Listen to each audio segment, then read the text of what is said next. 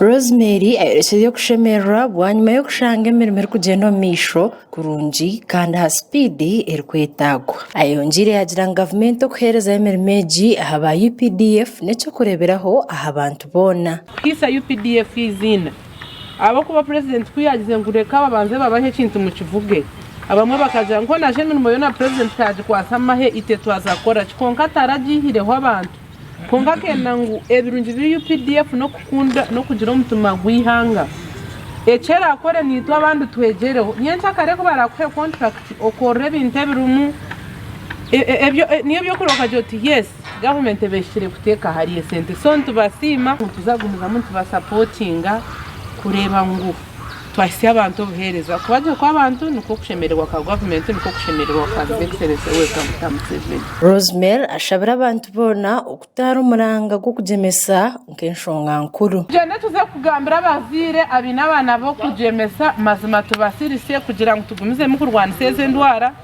abo kubana cyo ekeri agenda ya NRM kandi umurango ku president kwiyarwanise polio nachi riyare hati nyoti kwihanzarwa tinkari ago muntu ngo mwana rwire polio abazine n'abakuru so turengu twa mobilizing town clerk gambira ba parish chief ba town agents bakwasa abantu aba ba VHTs ba LCs chairpersons kurangu twa mobilizing ra child days. Mukuru w'entebe ya katano ahabwantunga mu district Samuel Muchunguzi rwa Kigoba yayoreka enteekateeka y'okuzirwa reri. Twaza kureta karakita tutandikiraho tushare imbuto zanyu tuzitaha tubonezaha arevori. Eugene Kamugisha engineer atangariza emirimo iborekerire kukora kandi yayongera ahamya ngo ekicweka cyo kubanza cyahwire. Ubu twaheruka kugira meeting hano uya nimwiruka ekecweka cyo misho cyo kancho cyabikiriya habimu side yenyuma eketa kashira habimu haza kugira aha report ina akozere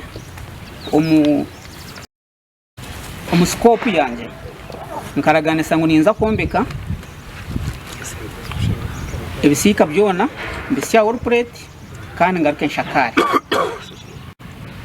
so workplate already twagishireho okushakara ndi ninshakara material zona ziruho zo kumara n'amabati garuho ninza gatekaho konka aho no ndakome shana nafuna communication endijo kuruga wa mukama wanje. Gavumenti ekaherezirwa reri ya Rubare Health Center 4 million 5 okugira ngo bombeke ebyombeke ebi. Tware mukama nabakunda mukama wita simu anashitwetera ho mungaro Gasha kwa Samuel Ahumuza abwa tayali West Omulintungamu.